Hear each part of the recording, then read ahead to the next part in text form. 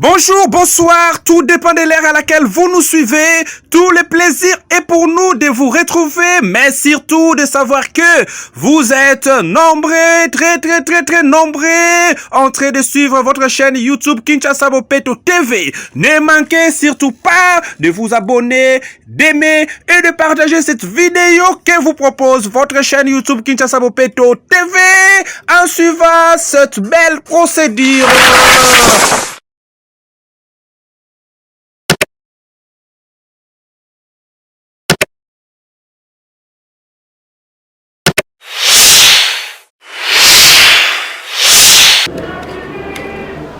Par l'hymne national. Après, on va passer la parole rapidement. On peut Indépendance, dressant nos fronts, longtemps courbés par le labeur, nous bâtirons un pays plus beau qu'avant, dans la paix citoyenne.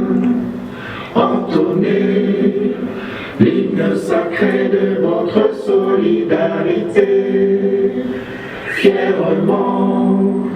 Pays Congo, bien-aimé Congo, nous peuplerons ton sol et nous assurerons ta grandeur.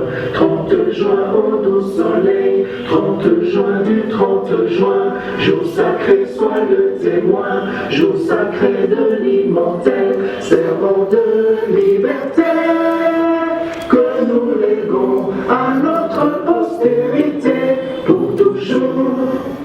Merci beaucoup. On peut s'asseoir. Le représentant, le chargé de communication de Bralima, l'entreprise que vous connaissez. J'espère que vous la connaissez. Je suis ici pour venir vous parler d'un projet dont nous avons parlé avec le cordon le jour où il est passé à Bralima. La stratégie, notre vision sur le développement durable. Une façon de vous dire que Bralima n'est pas seul, mais c'est aussi une entreprise qui se préoccupe de l'environnement. Et Bralima, et vous en tant que Kinshasa Bopeto, nos visions convergent, nos objectifs convergent, nos projets convergent. Donc je pense que c'est pour ça que le cordon a tenu à ce que nous puissions passer ici, vous parler de ce projet, parce que vous le verrez, il va exactement dans le sens de toutes les missions que vous avez été appelés à réaliser. Le développement durable fait partie de l'ADN de Bralima et vous le verrez à travers la présentation que je vais faire tout à l'heure. En fait, notre stratégie de développement durable s'appelle tracer un monde meilleur. C'est-à-dire que nous voulons de quelle manière nous allons nous y prendre ou nous y prenons déjà depuis 150 ans parce qu'un existe.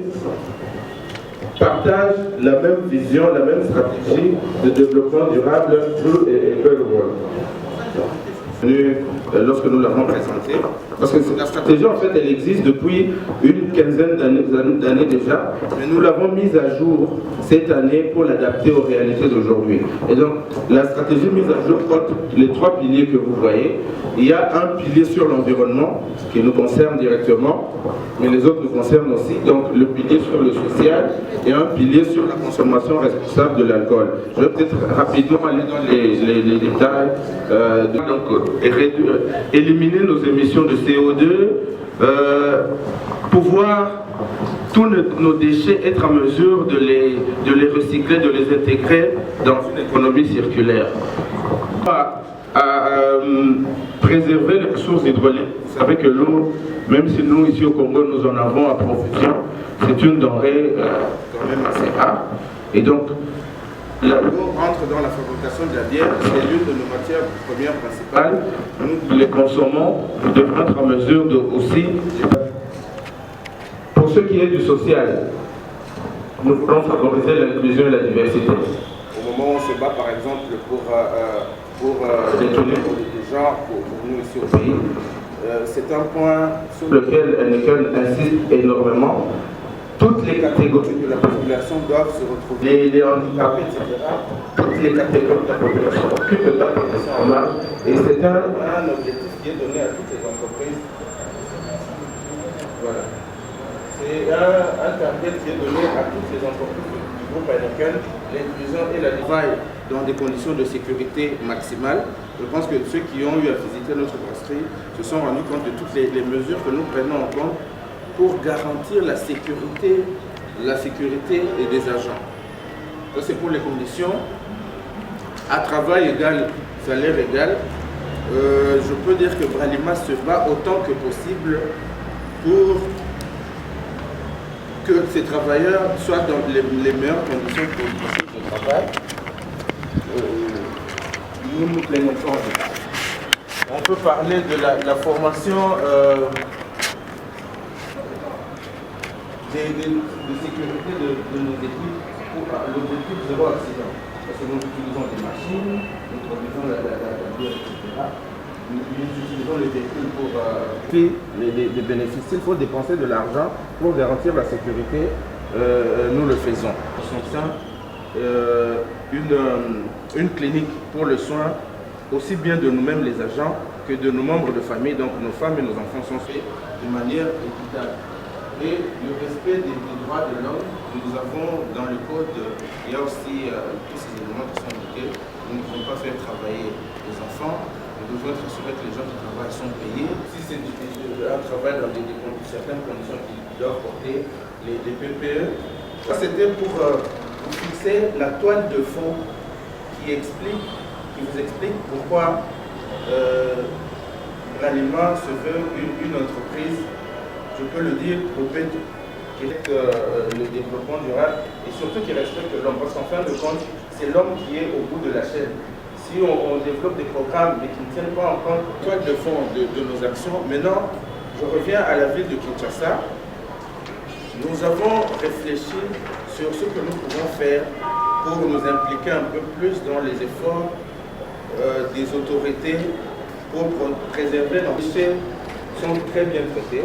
Nous n'en avons pas beaucoup dans tous les cas parce que les matières premières que nous utilisons, c'est le riz, le sucre et l'eau. Et là-dedans, on ne jette rien. Le riz est redonné aux paysans qui peuvent l'utiliser soit pour comme engrais dans leurs champs ou pour nourrir leurs bêtes. L'eau, nous la réutilisons. Il y a celle que nous consommons déjà dans les poissons, celle que nous utilisons dans la production. Nous avons, le cordon l'a vu, nous avons chez nous une usine de traitement des eaux usées. C'est-à-dire que lorsque l'eau passe dans les machines, les acides, etc., il y a toute une usine qui est au sein de la brasserie ici, où cette eau, elle passe. Nous avons investi 10 millions de dollars pour ça. C'est pour vous dire que nous ne les aidons pas sur les moyens lorsqu'il faut assurer la sécurité et le développement durable. Donc l'eau, elle est traitée avant d'être renvoyée dans la nature. Et ça c'est vrai, aussi vrai pour la brasserie de Kinshasa que pour celle de Lubumbashi, celle de Kisangani ou celle de Bukavu. Et lorsque celle de Mbandaka et de Goma étaient là aussi, elles avaient des usines de traitement des eaux usées. Donc nous nous sommes demandé, au niveau de Kinshasa, qu'est-ce que nous pouvons faire pour apporter, en plus de ce que nous faisons, pour apporter une contribution supplémentaire. Vous le connaissez autant que moi, les bouteilles plastiques. Les bouteilles plastiques, dès que nous sortons d'ici, nous en voyons déjà. Nous les voyons dans nos caniveaux, nous les voyons de les manger aussi à travers le poisson que nous mangeons. Donc c'est un problème assez sérieux.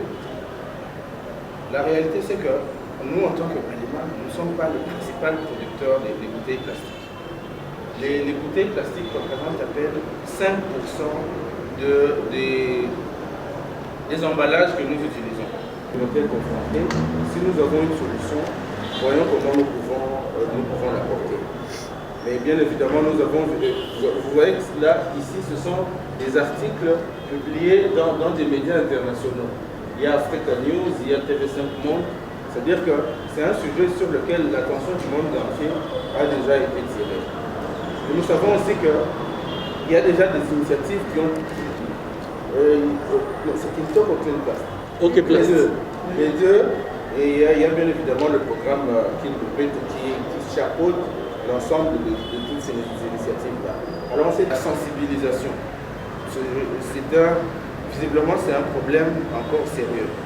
Juste pour vous donner mon exemple, au mois de mai, j'ai mobilisé mes enfants et nous allons montrer l'exemple.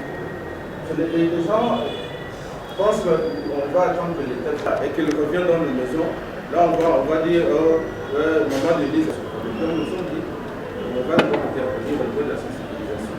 Elle reçoit des demandes de financement partout. Quand on se met des problèmes pour dire, j'ai fait réhabiliter, on a besoin de moyens limités, on ne peut pas répondre à toutes les situations qui sont soumises. Les gens qui nous avaient soumis les projets, nous allons les mettre en place. On va sélectionner deux projets. Deux ONG. La famille ONG nous avait été envoyée par Nous allons leur demander d'aller sur terrain. Pourquoi ils ne doivent pas jeter les bouteilles n'importe où? Pourquoi ils doivent les gérer et aller les déposer là où il faut?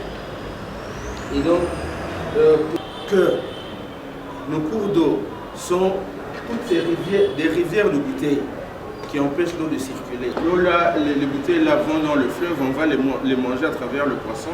Nos enfants vont hériter d'une société compliquée à cause de ça. Donc c'est l'axe que nous avons décidé de donner à ces ONG pour leur communication. Et le visuel, c'est un travail qui est encore en cours.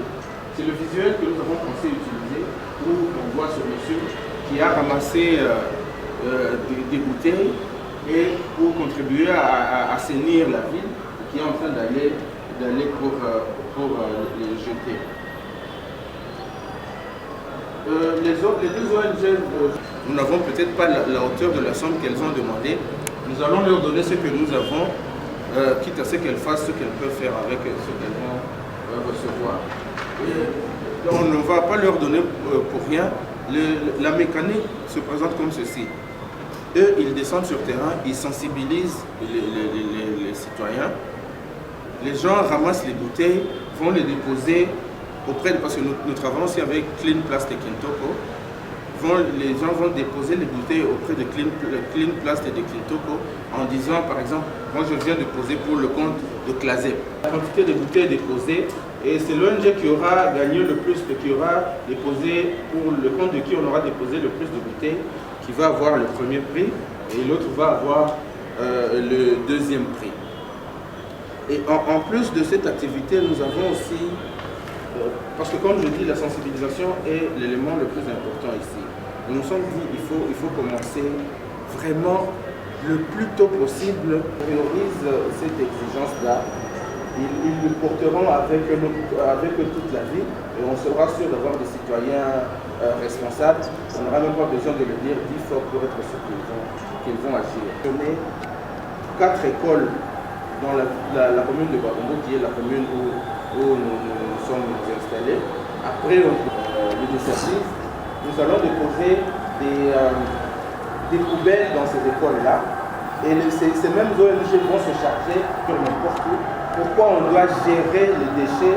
Parce que c'est important pour nous et c'est encore plus important pour eux, parce que le monde dans lequel ils vivront risque d'être très affecté. Nous allons installer les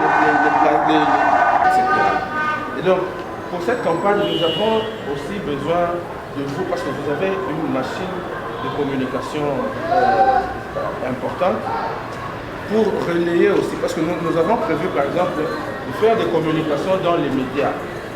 Nous comptons aussi utiliser les radios qui sont dans les marchés, avec la même communication.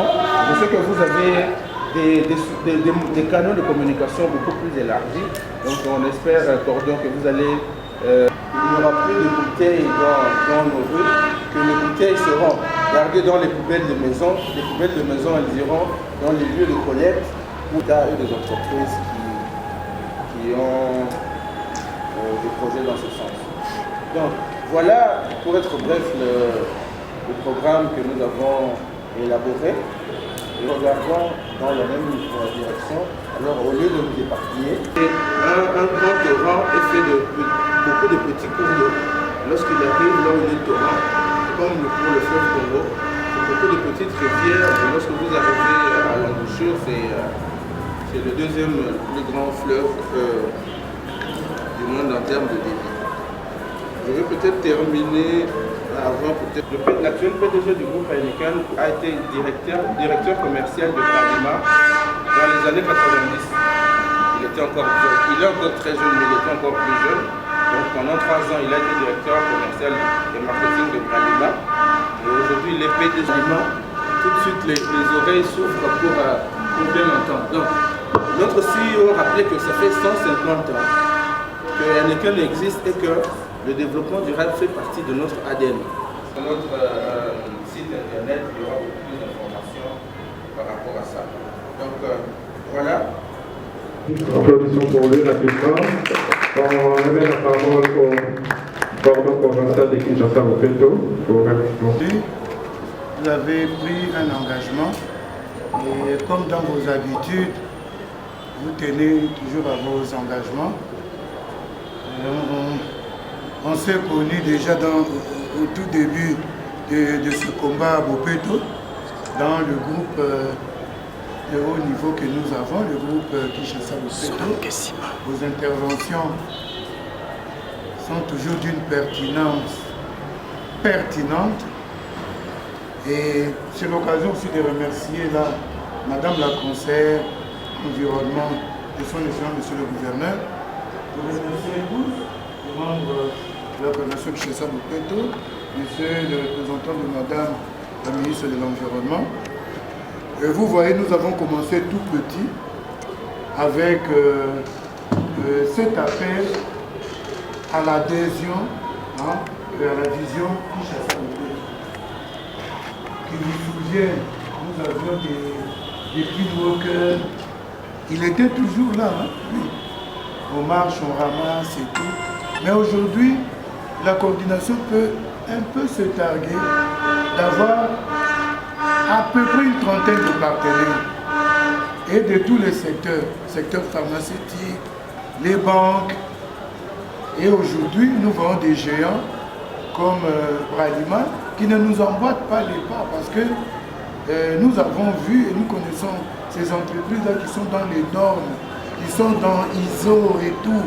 Et ils ne nous emboîtent pas les pas, mais ils viennent en synergie pour que nous puissions mettre nos forces ensemble et réussir ce défi, réussir Bopeto, qui est tout d'abord un défi de changement de mentalité. Parce que nous ne cessons de dire derrière le gouverneur qui en est le visionnaire, que tout ce que nous voyons comme ordure, comme détruite, comme saleté, c'est une photo de ce que nous sommes à l'intérieur. Et vous irez aujourd'hui dans les entreprises, dans les enclos qui sont dans les standards occidentaux, vous verrez qu'il y a du changement. Nous étions à Bralima, tout est tracé, vous ne pouvez pas traverser par là.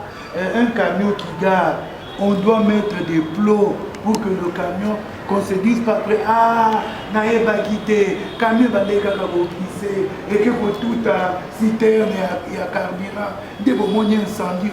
Non, tout est prévu, tout est propre, tout est rangé, et l'esprit Bopeto, c'est cela. Et dans la vision de monsieur le gouverneur, c'est qu'un jour, comme on parle de Burkina Faso, le pays des hommes intègres, on parle quand même de Kinshasa comme étant la ville des hommes, des femmes et des hommes propres.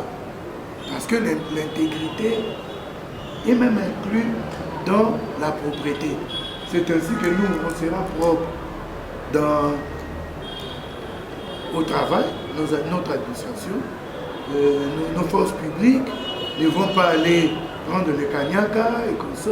Et ça va tout droit avec les normes que vous avez dit là, qu'à la Bralima ne corrompt pas. Bopeto lutte contre la corruption. Bopeto lutte contre le népotisme. le clientélisme, la tracasserie. Bopeto veut la courtoisie. Et nous avons toute une petite Bible qui retrace ça, les idées fausses que je crois que tu as déjà lues. Et nous sommes vraiment heureux de vous voir venir. Nous avons eu votre concert ou confrère de l'autre côté, je ne citerai pas son nom ici, au risque que tu piques une crise d'épilepsie. Alors je ne cite pas, mais ils nous ont emboîté aussi les pas avec des programmes, des journées Bopeto comme vous le faites aussi. Maintenant, nous pouvons vous dire que nous sommes disponibles. La coordination est disponible. Le ministère qui a pour vocation de gérer l'environnement, dirigé de main de maître par Madame Laetitia, que vous connaissez, sommes tous disponibles. Madame la conseillère est là, nous sommes disponibles pour accompagner, même pas accompagner, participer à ce projet. Nous encourageons aussi une fédération de ces projets-là. D'un côté, on ne va pas dire vous les pollueurs, non, parce que l'emballage est à la charge de la personne qui a acheté. Mais la responsabilité environnementale, la responsabilité sociétale de l'entreprise vous pousse quand même à tracer cet emballage de sa naissance jusqu'à sa mort ou à sa transformation. Alors nous serons alors en tripartite, hein. Donc vous qui importez les emballages et qui les utilisez pour vos produits, nous, pouvoir public, je dirais même quoi du parti, les consommateurs qui eux jettent partout parce qu'une bouteille qui tombe par terre apporte un coût, parce que le ramassage est un service. Mais si ça tombe dans une poubelle, le coût là est diminué. Et de l'autre côté, les recycleurs, on en a maintenant. Et comme vous avez dit, pour l'économie circulaire, nous voulons aussi pas encourager que les grands, mais encourager les jeunes qui ont des petits fours, qui font des danettes et tout, qu'on les encourage. Alors là, nous vous invitons à vous mettre en synergie pour que nous puissions voir aussi dans quelle mesure créer un fonds, le fameux fonds Réciclaste. Hein, ça permettrait, ce n'est pas une taxe, vous vous entendez, nous avons un surcoût, un petit surcoût, sur tout ce qui est emballé avec des bouteilles, et cet argent est mis dans un panier que vous-même vous gérez sous le regard de l'autorité publique. En ce moment-là, on financera beaucoup plus de projets, on mettra beaucoup plus de poubelles, on fera plein de choses. Ça existe au Sénégal, ça existe dans certains pays, mais nous, on est un peu à la traîne. Donc c'était ma contribution dans tout ce que vous venez de dire, parce que je n'ai pas vraiment de questions tellement c'est limpide et clair, mais cette invitation à ce que vous vous mettiez ensemble aussi, hein, qu'on crée un cadre où vous tous, les grands industriels, vous venez, même une fois le mois, nous voyons la situation du plastique, la situation des emballages, papier, hein, et des autres déchets industriels. Et nous avons parlé aussi à propos du gaz. Nous avons demandé de vous écrire et nous vous dirons quels sont les autres partenaires qui viennent, notamment le PNUD, dans la transformation des plastiques en dallettes. Et nous le faisons avec l'énergie fossile, du bois. Ça nous sert à chauffer les fours pour pouvoir faire des dallettes sans couper le bois. Donc voilà un peu, nous voulons vous associer dans ces innovations-là qui permettront et à vous d'être nos bailleurs et aux bailleurs traditionnels de continuer à nous soutenir. Je dis et je vous remercie. Un grand merci au Cordon. Rapidement, vous voulez? Je peux juste réagir rapidement. Merci Cordon. On est déjà en train de réfléchir là-dessus parce que c'est un problème systémique qu'on doit l'aborder de manière organisée. Mais je pense que ce sera difficile de nous faire accepter de payer encore quelque chose, parce qu'il y a déjà une taxe de pollution, je crois, que nous payons déjà, qui devrait prendre en charge. Bon, de toutes les façons, lorsqu'on sera prêt, on viendra vers le gouvernement pour mettre nos préoccupations sur la table. Et le gouvernement réagira sur cette base-là et comme c'est une discussion, on finira par se mettre d'accord parce que nous avons des intérêts communs. C'est bien d'avoir un bar de chaque industriel, mais encadré par nous, le pouvoir public. On discutera. Général. Je vais ici pour représenter Madame la commissaire, Madame la ministre. Et seulement, je n'ai pas vraiment une question, mais je voulais aussi aborder dans le sens où vous avez parlé de votre responsabilité sociétale. Je suis très content que vous puissiez faire tout ce que vous faites dans le cadre de votre fondation Bralima. Il y a beaucoup d'activités que vous faites. Vous venez de parler d'une école que vous allez réhabiliter. Dans le cadre des affaires sociales, puisque Madame la ministre n'est pas seulement ministre de l'Environnement, elle est aussi ministre des Affaires sociales. Dans le cadre des affaires sociales, il y a ce qu'on appelle l'éducation non formelle. Dans l'éducation non formelle, c'est la différence avec l'éducation formelle d'autres écoles où les enfants ont eu la chance d'avoir des parents qui peuvent financer. Alors, dans le cadre des affaires sociales, Madame la ministre gère ces écoles. Et dans cette même optique, ces écoles-là ont besoin d'un accompagnement pour les enfants les plus démunis. Raison pour laquelle j'interviens pour que, même prochainement, okay, dans le cadre de vos financements, si vous pouvez aussi avoir un regard sur les écoles, par exemple, de métiers que nous encadrons. Merci. Je pense que le mieux serait, nous ne pouvons pas être en train de penser à tout, le mieux serait de nous adresser un courrier avec une proposition bien claire. Et ça ne garantit pas que nous allons, je dois être clair, ça ne garantit pas que nous allons réagir, mais on ne sait pas. La vérité aussi, c'est que les budgets, on les élabore pour l'année. Donc d'ici septembre, nous allons commencer à préparer le budget de 2022. Peut-être que si vous le faites dans les temps et que nous voyons dans la mesure des moyens dont la Fondation Bralima dispose, on peut peut-être intervenir. Donc adresser un courrier à la Fondation Bralima avec une demande bien précise par une école ou quelque chose comme ça. On verra ce qui peut être fait. Ici, apprécier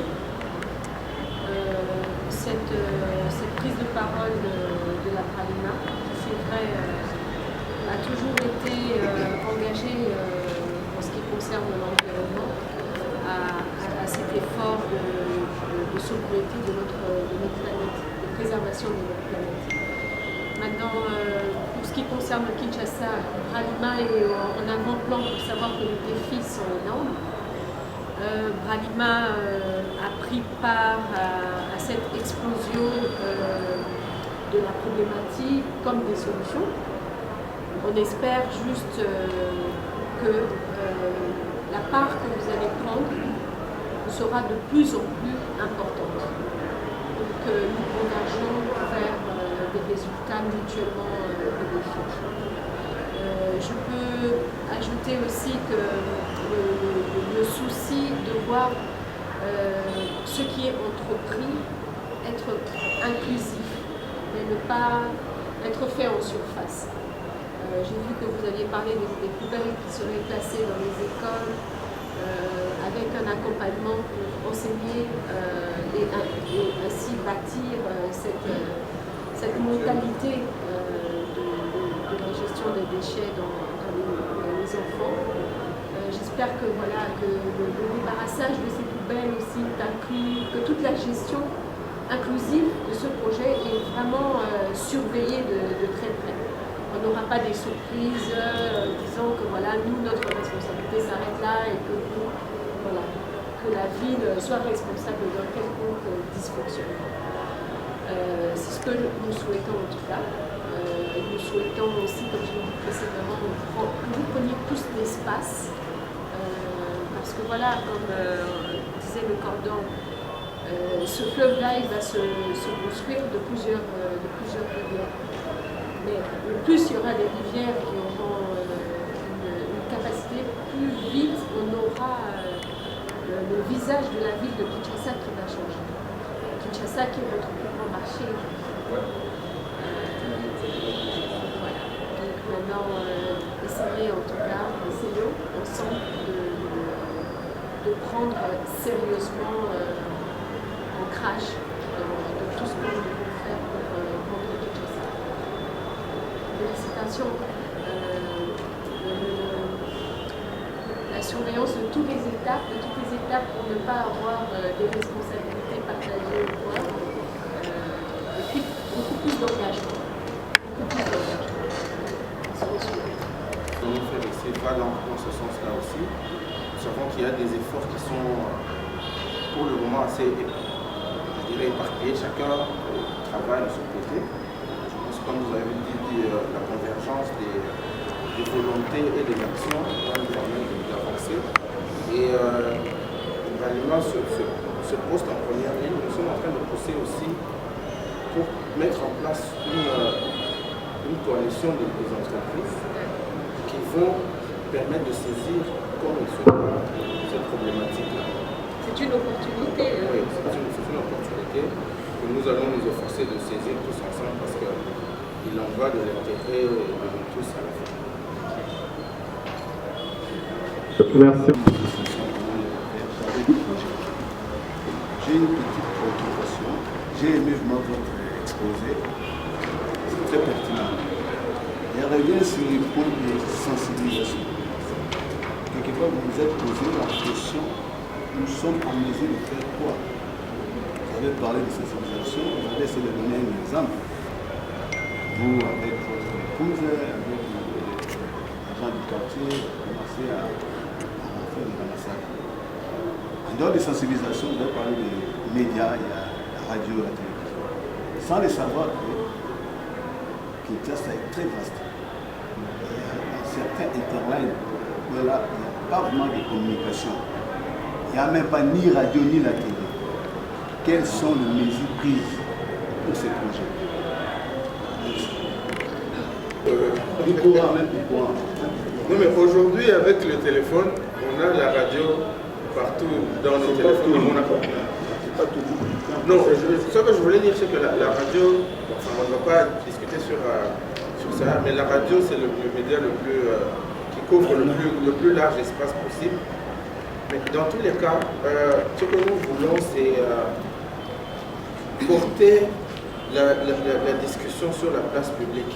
On ne doit peut-être pas arriver dans tous les villages.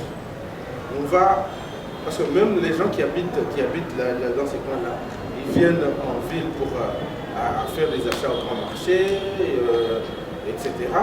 Et nous nous sommes dit, en plus des médias que nous voulons utiliser, il y a aussi le porte-à-porte.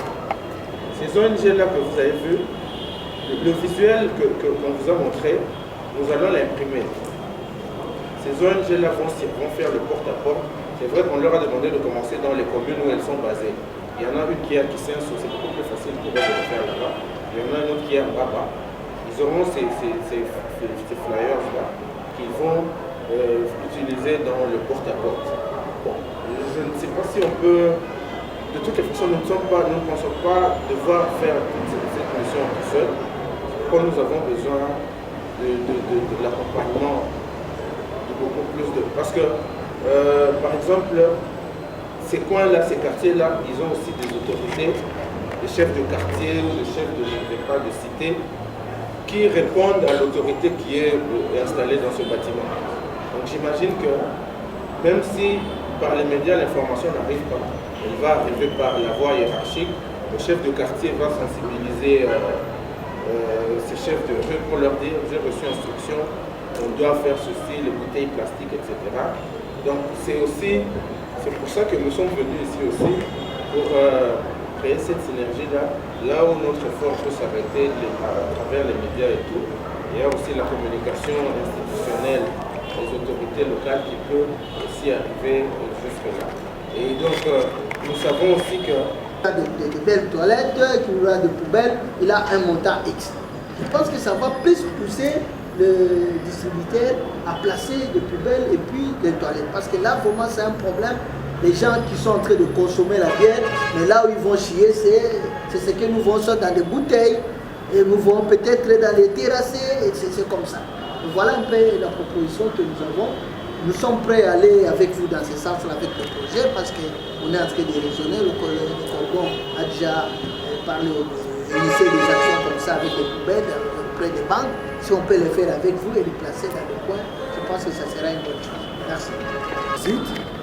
Et Madame la ministre, au tout début de son mandat, avait aussi cette idée. On parlait d'à peu près 4000 points de vente ici à Kinshasa. Plus, oui. Et le standard que nous avons vu, l'autre fois je vous ai dit, regardez comment le siège, on ne se dirait pas ici au Congo, parce que c'est bien normé. Le même package en petit, vous pouvez imposer à vos distributeurs, avoir des toilettes qui sont saines, poubelles, pourquoi pas même des petits composteurs ou 3 poubelles pour trier. Et en ce moment-là, une obligation d'avoir un agrément pour lever les immondices. Le reste, c'est comme le DIRCAB a dit, les actions d'émulation, ça on ne peut pas vous apprendre parce que vous êtes vraiment au top de ce type d'action. Et vous verrez pour vos points de vente, vous lancez toujours un classement chaque mois, du premier au dernier, peut-être en déclassifiant certains. Celui qui sera dans le top, par exemple, des 100 les plus sales, 3 mois après, quel que soit son chiffre d'affaires, en tout cas, il ne pourra plus représenter les produits Bralima. Et si nous le faisons avec vous, nous faisons aussi avec votre fiancé de l'autre côté. Ça nous fera beaucoup de points, et ces points-là peuvent être des sortes de rayonnement. On en avait parlé et ce serait mieux que vous en teniez compte et que vous nous dites par exemple qu'est-ce que nous au niveau des pouvoirs publics on peut faire. Est-ce que qu'on vous écrive dans ce sens pour vous suggérer et que nous puissions créer une taxe force pour pouvoir mener ensemble, parce que vous aurez toujours besoin des pouvoirs publics pour contraindre aussi vos vendeurs. C'est une piste que nous avons déjà commencé à explorer. Mais déjà, maintenant que les points de vente sont fermés, quand ils vont être ouverts, nous avons déjà prévu de commencer à faire le tour, commencer à faire des opérations au péto dans les principaux couloirs où sont situés nos points de vente. On peut se dire, cette semaine, on va aller... on va aller à Capella. Donc on prend la force de vente de Bralima, on mobilise aussi le point de vente. Dans l'environnement, il y a l'essai qui était venu. Vous voyez le collecteur, le Bichakochako, il y a des kiosques qui sont... Nous avions mobilisé toutes les dames qui vendent là-bas.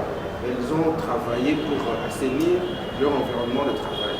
Donc nous allons répliquer ça sur l'ensemble de la ville, dans les couloirs où et peut-être qu'après on pourra élargir pour faire encore plus. Mais je vous encouragerai peut-être à écrire pour insister sur ce point-là, avec tous les éléments que vous avez donnés. Donc ça ne sera pas seulement une sollicitation en interne, mais il y a l'autorité provinciale aussi qui nous demande d'aller dans la même direction. Ça peut aider à avancer parce qu'en fin de compte, le point de vente, c'est le lieu de la rencontre entre nos produits et nos consommateurs. Donc nous avons intérêt à ce que ce soit les lieux soient propres, que les conditions maximales de sécurité et de salubrité soient garanties. Donc allez-y et écrivez, mais nous sommes déjà dans cette voie. Par rapport à ce projet qui est déjà prêt à l'exécution, qu'est-ce que vous attendez de la coordination par rapport à ce projet? Qu'est-ce que nous allons faire, notre part, que vous comptez, ou bien vous allez le faire seul, ou bien vous allez nous associer dans tel ou tel domaine, ou bien vous comptez un appui quelconque de la coordination, je ne sais pas, parce que vous n'avez pas relevé ça. Les initiatives qui sont en cours, ce n'est pas nous qui commençons la gestion de l'ombrelle qui couvre tout ça. Parce qu'en fin de compte, nous tous, nous voulons rendre la ville beaucoup plus propre. Donc, eux, ils ramassent et vous avez l'autorité politique pour appeler la population à l'action. Et nous, on va pousser à la sensibilisation, mais vous êtes l'État. Vous êtes propriétaire des moyens de communication et vous avez le pouvoir de coercition. Vous pouvez même obliger les gens. Donc, on n'a pas besoin d'en rentrer là.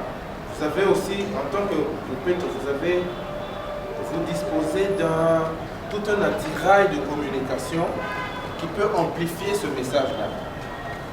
Vous avez des créneaux dans les radios, les télévisions, vous gérez le cordon, l'a dit, les chefs de rue seront ici, ou ils ont été ici. Donc, c'est des importants relais qui vont contribuer à faire parvenir ce message à qui de droit. Parce qu'en fin de compte, on peut installer des conteneurs de ramassage, etc. Si déjà les gens n'ont pas appris à ne pas jeter n'importe où, ou bien ce qui est déjà jeté, s'ils ne se mettent pas à contribution pour le ramasser, l'État ne peut pas tout faire, on ne va pas avancer. Donc, ce que nous attendons de la commune, nous ne pourrons pas arriver, et surtout à rappeler à la communauté que c'est déjà le message de l'État, c'est une responsabilité collective, nous sommes tous concernés. Pas seulement en termes moraux, mais aussi parce qu'il y a des conséquences physiques que nous pouvons vivre. Pour le moment, comme il n'y a pas de pluie, on est un peu tranquille. Dès que la pluie va reprendre, tous les niveaux sont remplis de bouteilles au lieu d'être libres. Ces bouteilles-là vont empêcher l'eau de circuler, ça va rentrer dans les maisons, ça va causer des inondations, les enfants vont partir avec ces maisons. Donc c'est la contribution que nous attendons. Là où nous irons, si le peut-être a déjà sensibilisé les gens pour dire il y aura ceci, il y aura à faire. En fait, aussi l'État en prie, celui qui ne fera pas, il y aura ceci. Tout ça va.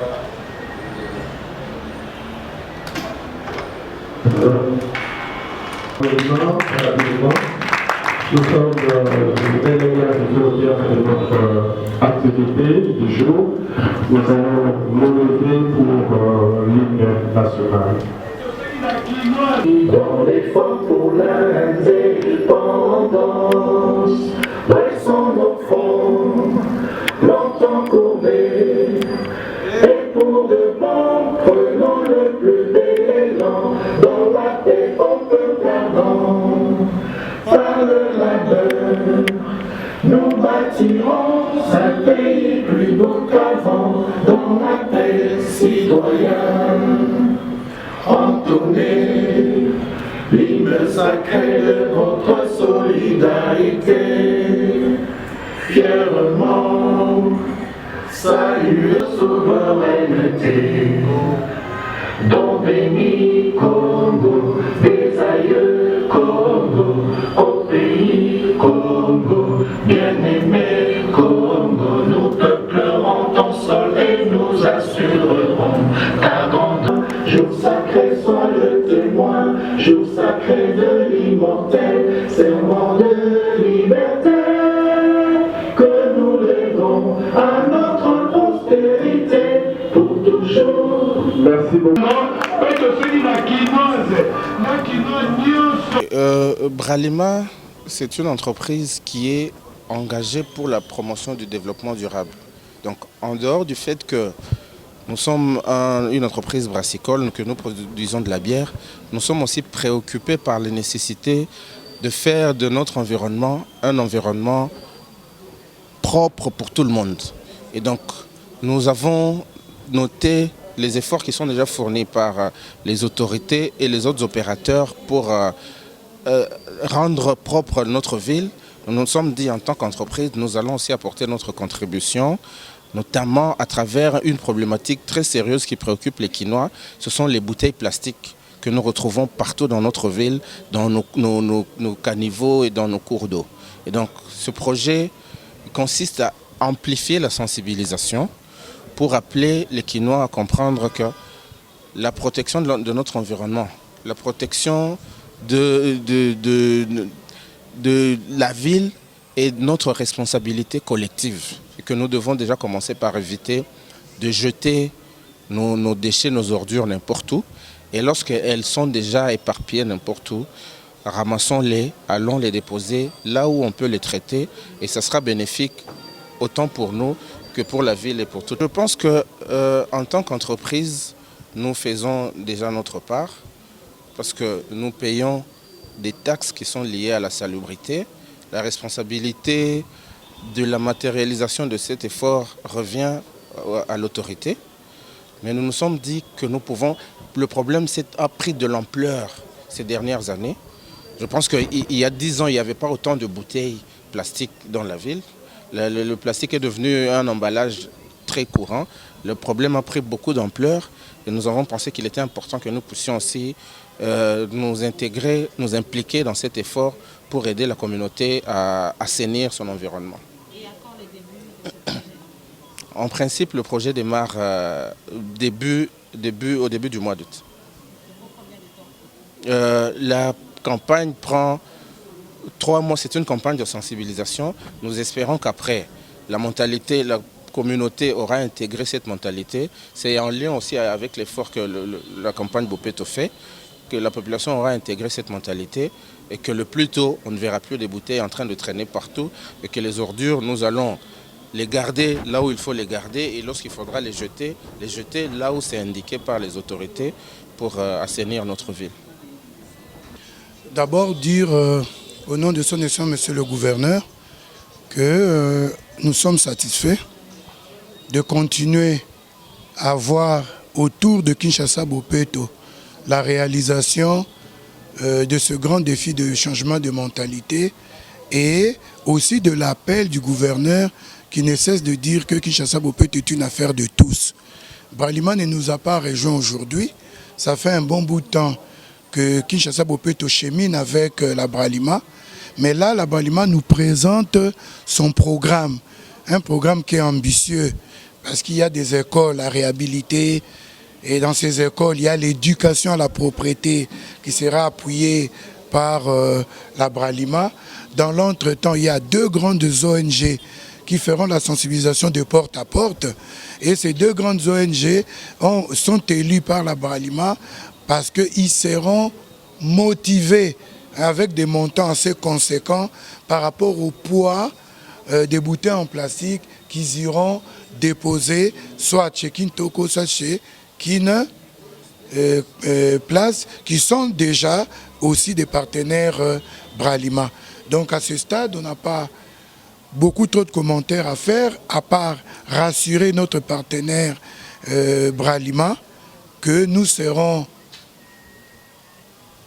à leur côté jusqu'à l'aboutissement final de ce projet.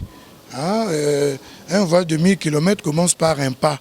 Kinshasa a un gisement énorme de sacs plastiques, de bouteilles qui se sont même stratifiés. Maintenant, nous nous battons sur le visuel, mais après, le combat sera aussi de nettoyer la terre, tamiser, répandre tous les plastiques et rendre notre environnement beaucoup plus salubre, beaucoup plus... Bon, là, il y a 2 types de quinois. Il y a les quinois attentistes qui se disent « je ferai », parce que nous sommes dans un climat chaud. C'est un climat qui porte au repos. Alors, il y a ceux qui disent « je ferai ». Cela nous sensibilisons, nous encourageons qu'ils le fassent maintenant, qu'ils ont des structures qui reprennent des bouteilles, notamment les jeunes. En se regroupant 10, 20, 30, ils peuvent se trouver de quoi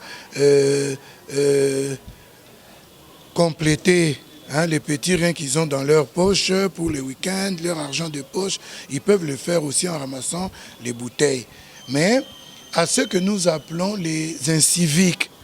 Vous avez vu dernièrement la brigade, l'unité spéciale de protection de l'environnement de la ville de Kinshasa. Les brigadiers ont prêté serment. Ça, c'est un premier axe. Comme ils ont prêté serment, nous serons maintenant dans des grandes campagnes de coercition où nous faisons payer les amendes aux inciviques. Dans l'entretemps, comme vous le savez, nous avons déjà identifié tous les chefs de rue. Ils vont passer à la formation. Ce qui nous fait traîner un peu, c'est cette épidémie. Et après la formation, les chefs de rue feront les porte-à-porte, mais ils auront des fiches pour pouvoir identifier les récalcitrants, identifier les criminels et ramener le rapport aux OPJ de l'unité spéciale. Alors même les riverains, les foyers, bientôt, ils vont commencer à payer de leur poche les gestes inciviques d'insalubrité. Voilà un peu ce que nous pouvons dire à ce stade. Merci.